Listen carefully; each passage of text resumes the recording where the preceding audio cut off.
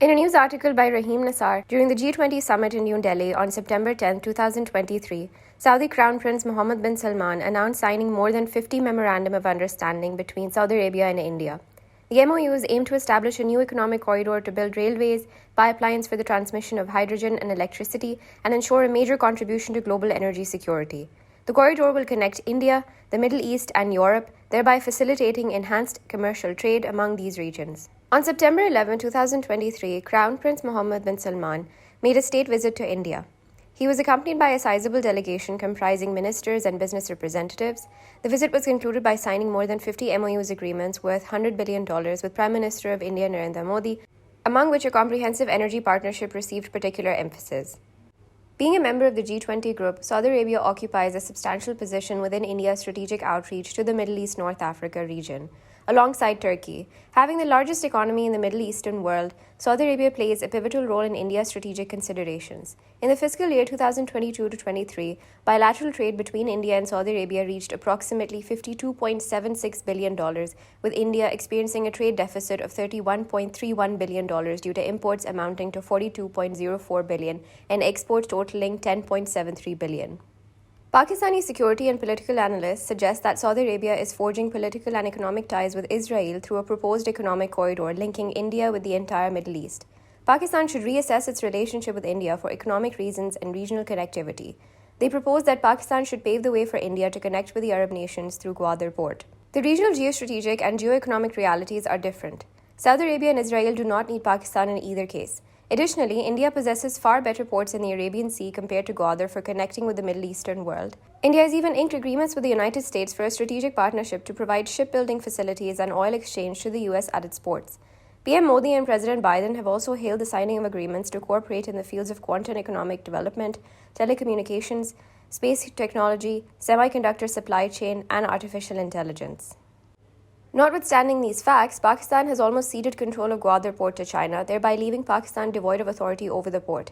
It is utterly illogical to assume that India, Arab nations, Israel, and European countries, which have opposed China's Belt and Road Initiative, would rely on China for their own Belt and Road projects.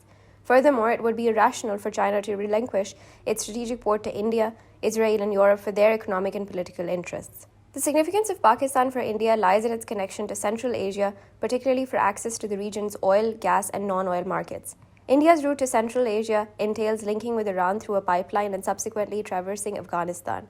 Pakistan falls on this route. However, following Russia's cessation of gas supply to Europe, India has realized that it no longer necessitates Pakistan. India withdrew from the gas pipeline project due to American sanctions on Iran, and the Pakistan-Iran project is also on hold. Iran is even threatening Pakistan with an $18 billion penalty if it fails to complete the project. Currently, India aligns itself with the West, where Iran is viewed as an adversary rather than a friend. Other Central Asian countries still maintain their ties with Russia, but they're gradually succumbing to China's influence. Consequently, if geopolitical and geostrategic scenarios are changed in the future, India will not rely on Central Asia, at least not via Pakistan, but Iran. Additionally, India possesses its own port, Chabahar, for trade with Afghanistan and the CARs. India also acknowledges that the ongoing conflict between the Taliban and Pakistan have disrupted trade routes and commerce within Afghanistan.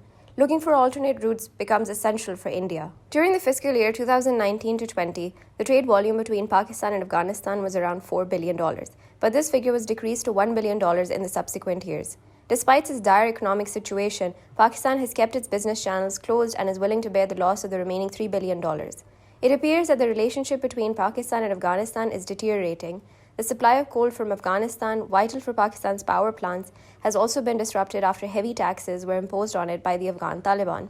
It has further impeded Pakistan's capacity to generate affordable electricity. Moreover, Pakistan has blocked trade and business routes to Afghanistan to exert pressure on the Taliban government to act against the Pakistani Taliban. Compliance by the Taliban could lead to internal rebellion and collapse of their own government.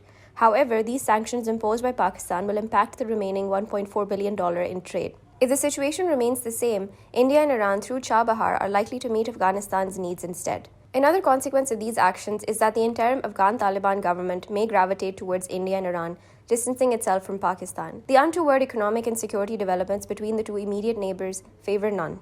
To add more, the Pakistani Taliban's attack on border areas and their attempted occupation of certain territories have deeply alarmed the Pakistani government and military, prompting them to reconsider their strategy towards Afghanistan and combating militants in the borderlands. Significant changes have already occurred in Afghanistan. This is not the Afghanistan of the 1990s. The polarization has not only affected the Afghan Taliban on ideological grounds, but has also compelled ordinary Afghans to rethink in liberal terms. Religious fanaticism no longer holds sway in Afghanistan.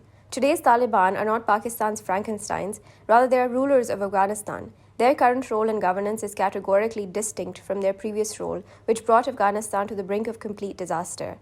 Afghans also expect their government to deliver necessary services and functions. Similarly, the character of Taliban has evolved over the past 20 years of the US presence in Afghanistan. They are reimagining the principles of governance and demonstrating a far better understanding of how to handle the crisis to ensure stability and security. In the evolving regional geopolitical and geostrategic landscape, Pakistan must reassess its political and economic policies accordingly. Losing Afghanistan and Iran means losing economic, political, and security interests in the region. Failure to implement effective policies and pursue goals will lead the country towards isolation and confront it with vibrant economic and political challenges.